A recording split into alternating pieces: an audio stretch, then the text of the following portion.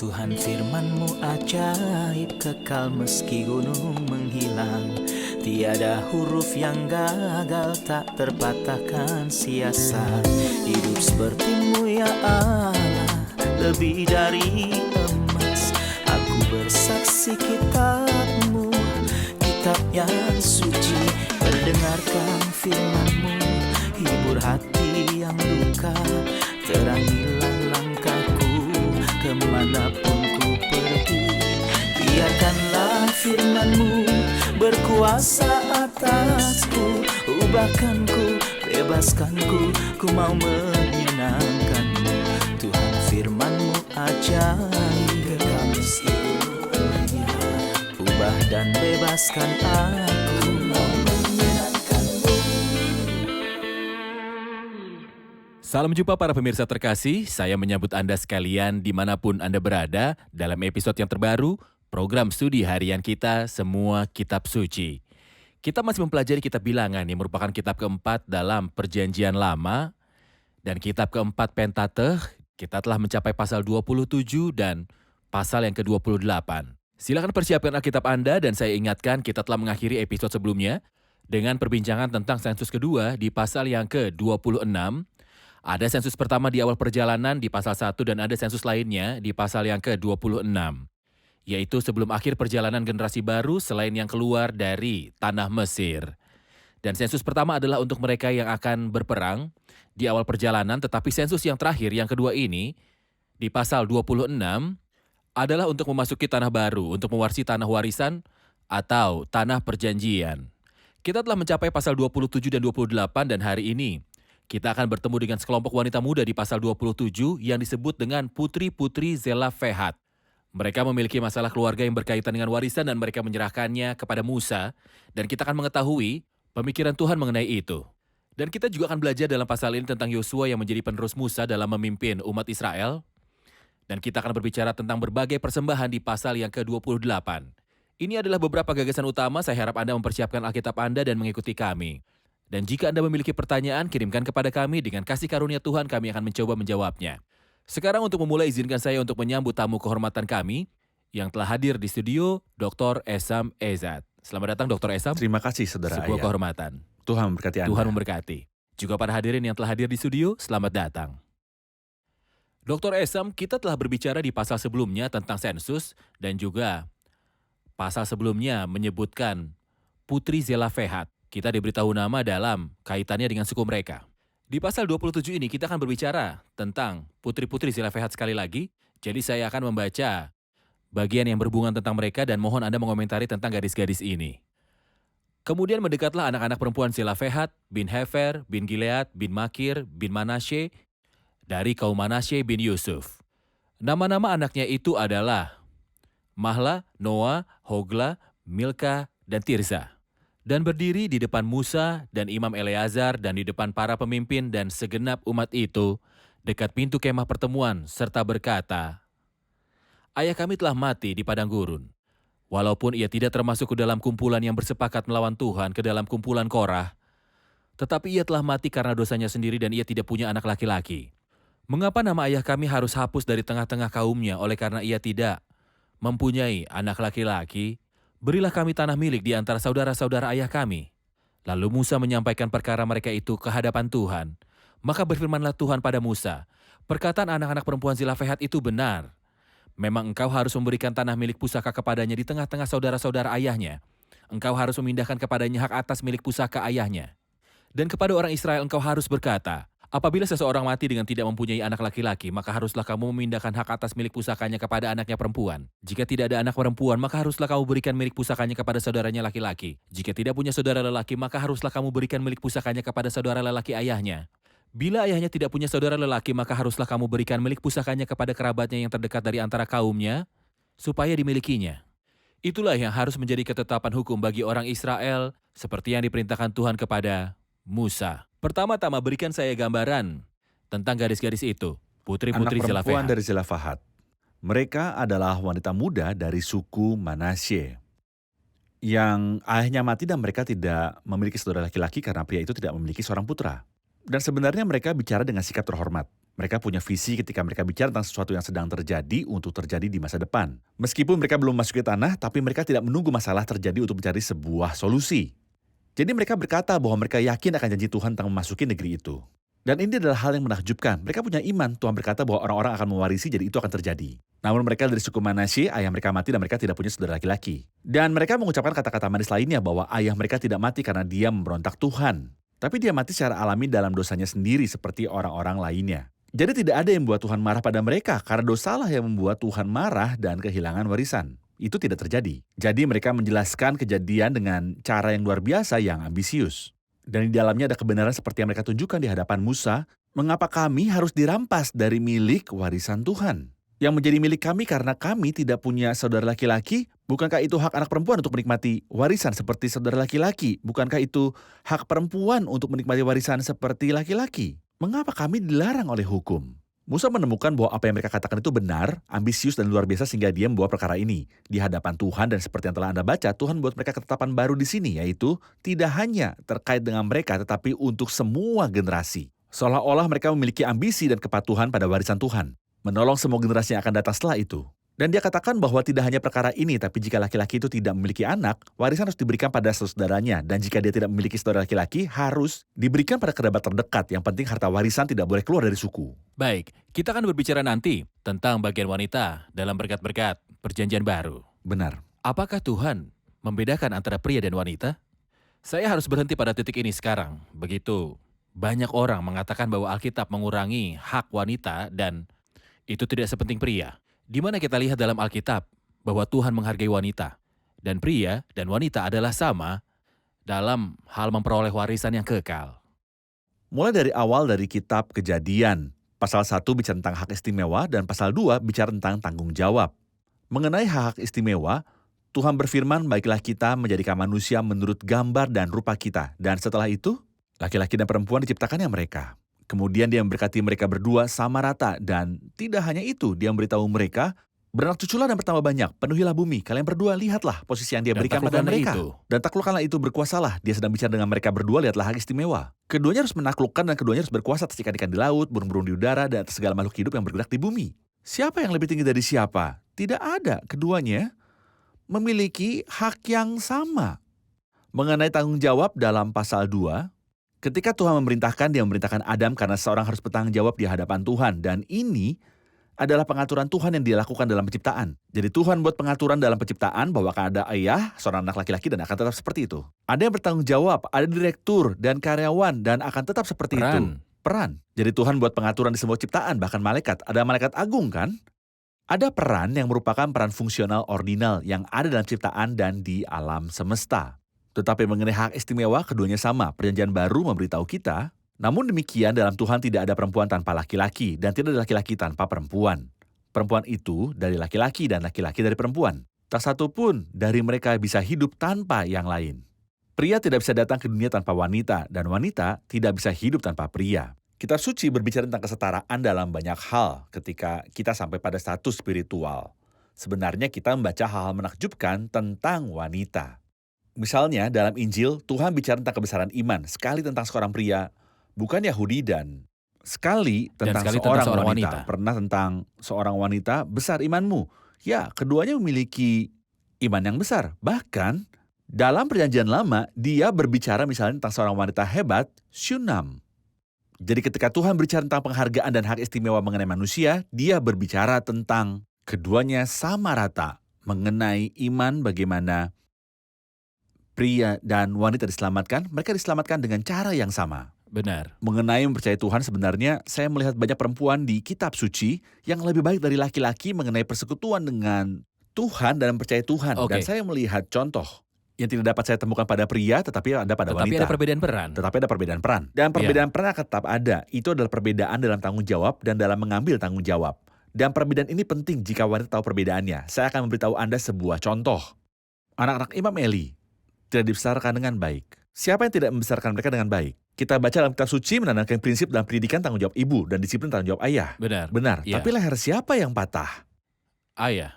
Karena yang bertanggung jawab. Mengapa leher itu patah? Karena dia bertanggung jawab di hadapan Tuhan. Ini adalah sebuah tanggung jawab. Jadi perintah itu adalah tanggung jawab. Itu sebabnya ketika Tuhan mencela Adam, dia tidak mengatakan apapun kepada Adam tentang apa yang telah dia lakukan. Dalam Kejadian 3, tetapi karena kamu tidak taat perintah yang aku berikan kepadamu dan engkau telah mendengarkan suara istrimu, hukuman akan Jadi menimpamu. persamaan antara laki-laki dan perempuan dalam hak-hak istimewa, tetapi perbedaan ada dalam tanggung jawab dan peran. Benar. Kita rehat sejenak dan kembali untuk menjawab pertanyaan hadirin.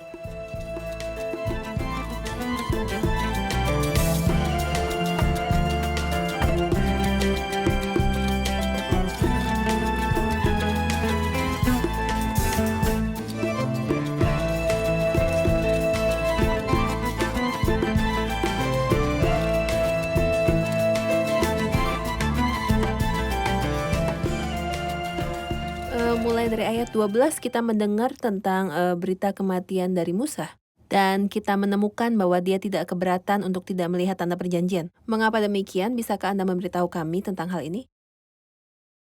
Silakan. Kejadian Musa adalah kejadian yang sangat aneh dalam segala hal. Bahkan kematian Harun sangat aneh, penghakiman ilahi dikeluarkan. Oke, biarkan dia mati. Tidak, Musa membawa Harun dan putranya ke Gunung Hor. Dan dia menanggalkan pakaian Harun dan mengenakannya pada putranya, dan ketika dia memberi pakaian kepada putranya, Harun mati. Jika dia orang biasa, dia akan menolak untuk menanggalkan pakaiannya dan dia akan menggantungnya seperti dia akan mati setelah melepasnya. Tapi hal ini menunjukkan pada kita bahwa iman dalam berurusan dengan Tuhan mengubah hal gelap di hadapan orang percaya kepada Tuhan. Dan di sini kita melihat Musa. Dan keadaan yang sulit karena kita tahu bahwa Musa tidak dapat membawa bangsa itu ke negeri itu karena hukum tidak dapat membawa Sebagaimana umat Musa Tuhan melambangkan masuk. hukum, Musa adalah ahli hukum. Musa adalah ahli hukum. Benar. Jadi dia tidak bisa membawa bangsa itu ke dalam negeri itu. Hal kedua, hal ini menunjukkan kepada kita prinsip tabur tuai. Sebenarnya Tuhan mengatakan kami berdua telah memberontak terhadap titahku untuk menyatakan kekudusanku. Sehingga dia tidak bisa masuk bukan hanya dari segi simbol saja, tapi juga karena dosa orang luar biasa itu besar. Tapi juga ada hal indah yang kita lihat bahwa Musa peduli dengan umat Tuhan. Dan mengatakan kepada Tuhan bahwa umat ini seperti domba yang membutuhkan seorang untuk mengepalai mereka waktu keluar dan masuk. Aku pergi. Namun mereka sangat berharga baginya. Aku pergi, namun biarlah Tuhan, Allah dari roh segala makhluk, mengangkat atas umat ini seorang yang mengepalai mereka waktu keluar dan masuk. Dia sangat peduli dengan umat itu. Dan sebenarnya kita dapat menyimpulkan hal lain bahwa mudah bagi Musa menebak bahwa dia adalah Yosua, kan? Karena dia selalu berjalan bersamanya. Atau Kaleb, karena Yosua dan Kaleb adalah kandidat terbaik. Jika kita berada di tempat Musa, mungkin Benar. kita akan mengatakan Kaleb, karena iman Kaleb dikatakan di sebagian besar kitab lebih daripada dikatakan tentang iman Yosua. Tapi karena Yosua selalu mengikuti Musa, dia bisa mengatakan Yosua, tapi dia tidak melakukannya. Meskipun gambar itu jelas secara manusiawi, tapi dia harus kembali pada Tuhan agar dia memilih. Karena dialah yang mengerti orang yang tepat, dan ini adalah hal yang luar biasa tentang Musa, dan hal kedua adalah Musa mendorong Yosua. Karena Tuhan akan menyertai dia sama seperti dia bersama Musa. Dan bahwa dia akan membawa umat ke negeri itu. Dan dia membawanya ke hadapan umat sehingga umat itu akan menyetujuinya dan memberikan segala otoritas kepadanya. Sehingga umat itu akan setuju bahwa Yosua akan memimpin perjalanan setelah itu.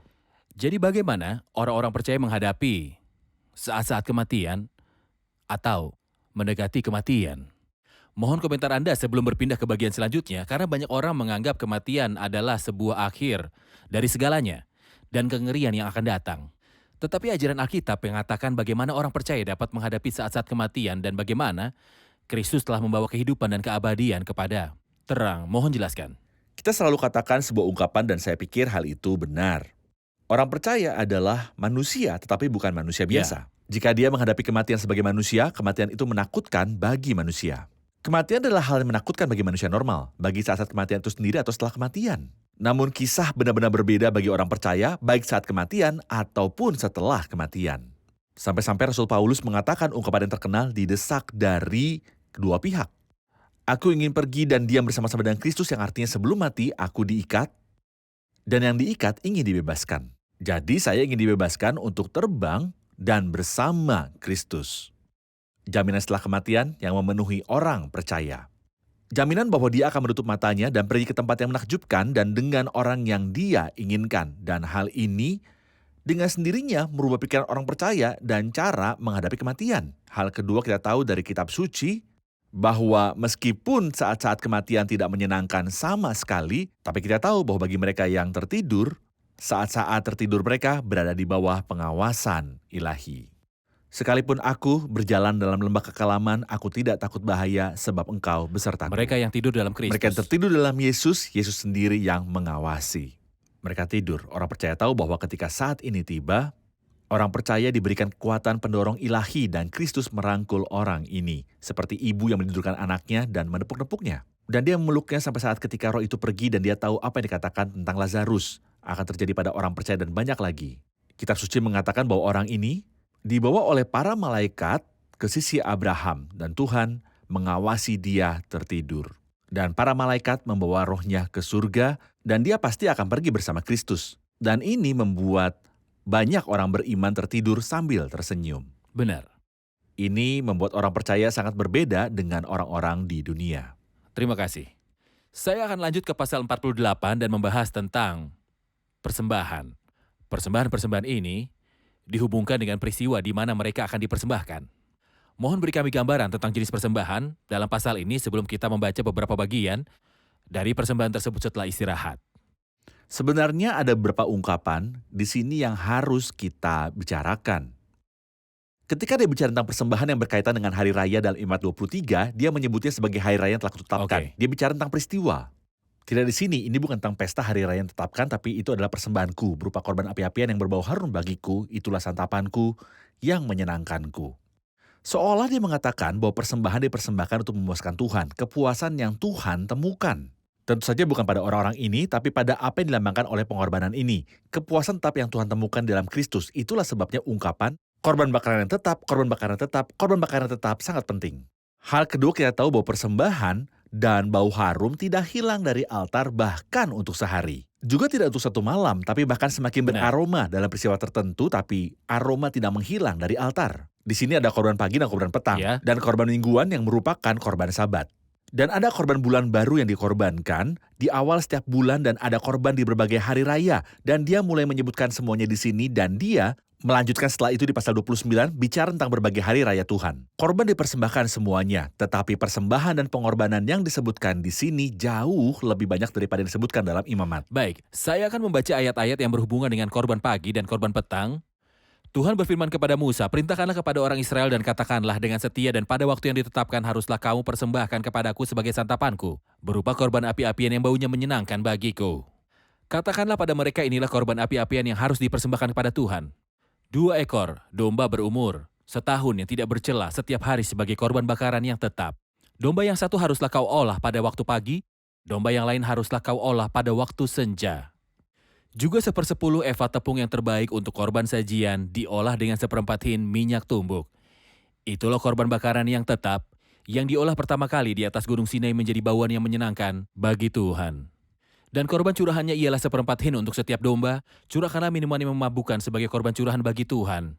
Dan domba yang lain haruslah kau olah pada waktu senja. Sama seperti korban sajian pada waktu pagi dan sama seperti korban curahannya, haruslah kau mengolahnya sebagai korban api-apian. Mohon, jelaskan dalam waktu kurang dari setengah menit tentang arti ungkapan korban pagi dan korban petang, dan apa maksud rohaninya. Di altar ada korban bakaran yang disebut korban bakaran yang tetap. Benar. Kita belajar darinya bahwa Kristus adalah bau harum yang dia persembahkan kepada Tuhan. Ketika dia mempersembahkan dirinya dengan rendah hati dan patuh, secara tetap dipersembahkan di hadapan Tuhan dan tidak berhenti.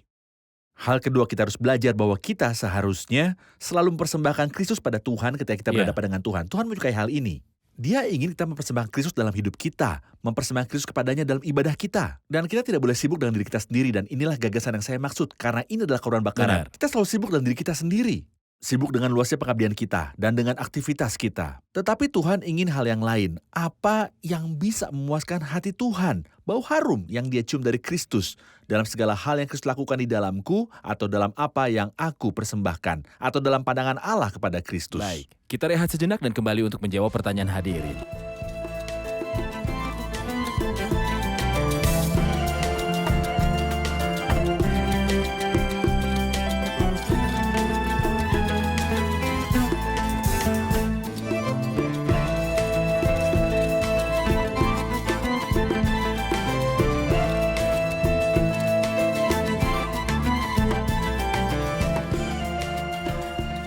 Kami ingin penjelasan atas korban bakaran yang dipersembahkan pada hari Sabat.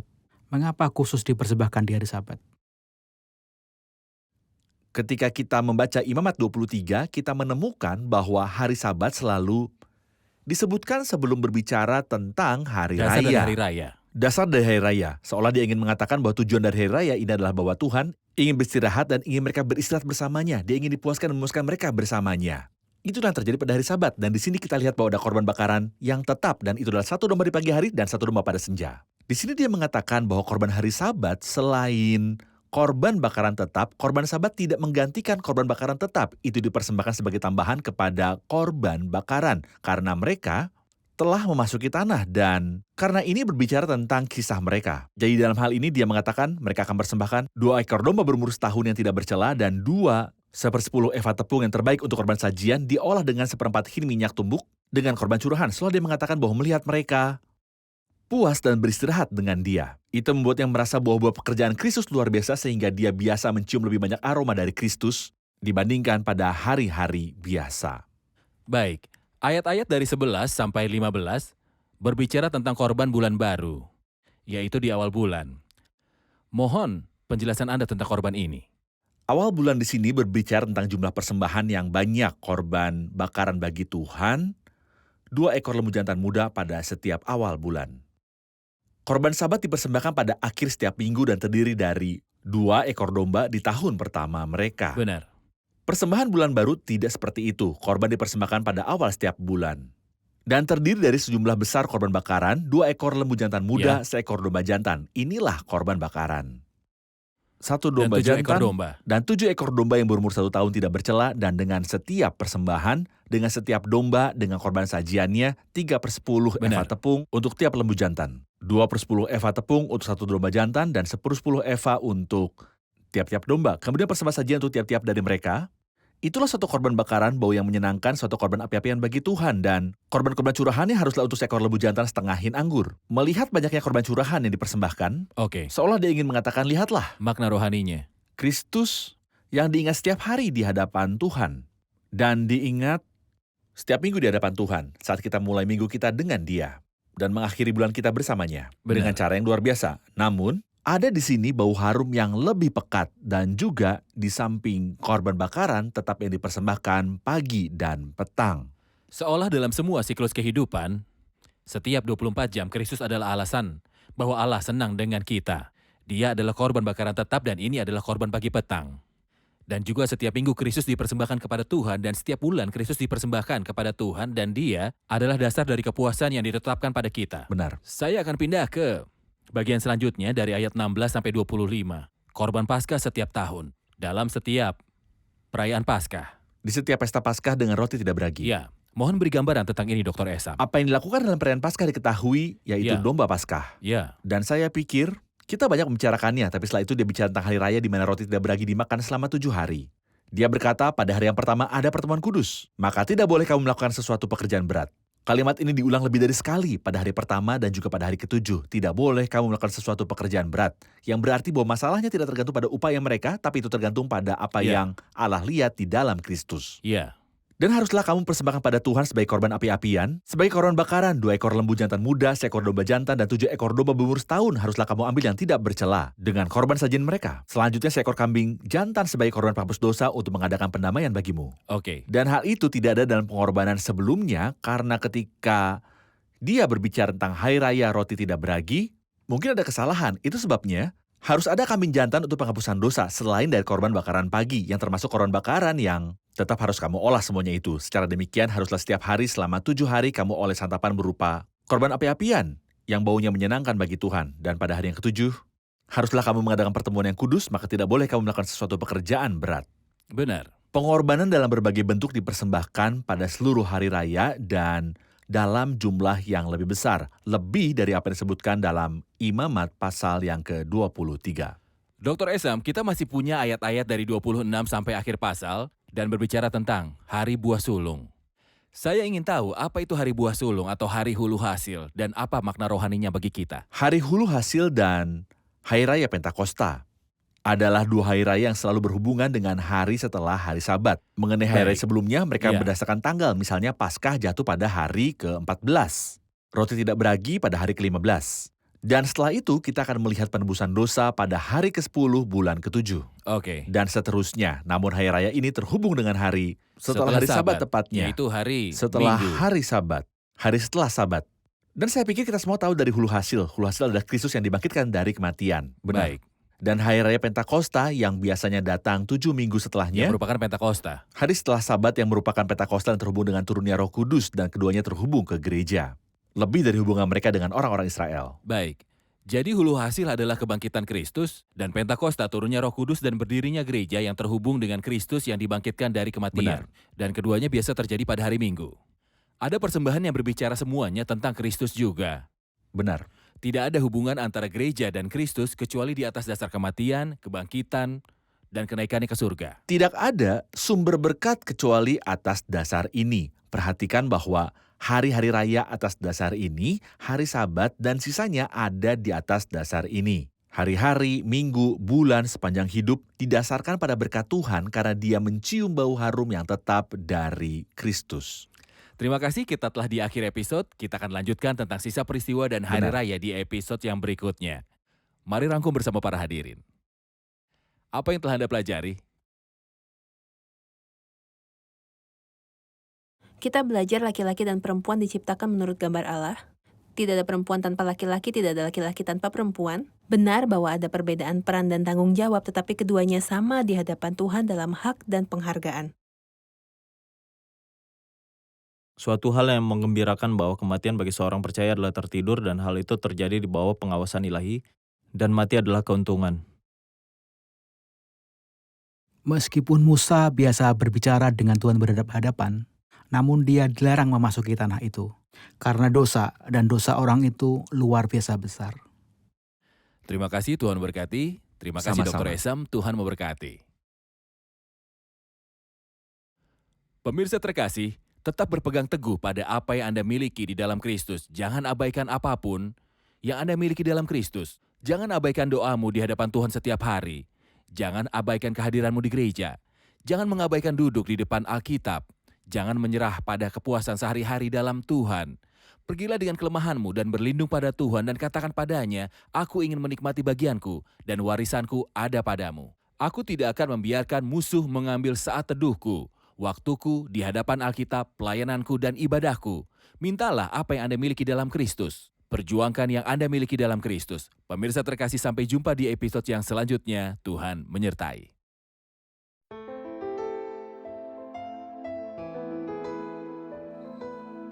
Tuhan firman-Mu ajaib, kekal meski gunung menghilang. Tiada huruf yang gagal, tak terpatahkan sia-sia. Hidup seperti-Mu ya Allah, lebih dari emas. Aku bersaksi kitab-Mu, kitab yang suci. Mendengarkan firman-Mu, hibur hati yang luka. Terangilah langkahku kemanapun ku pergi.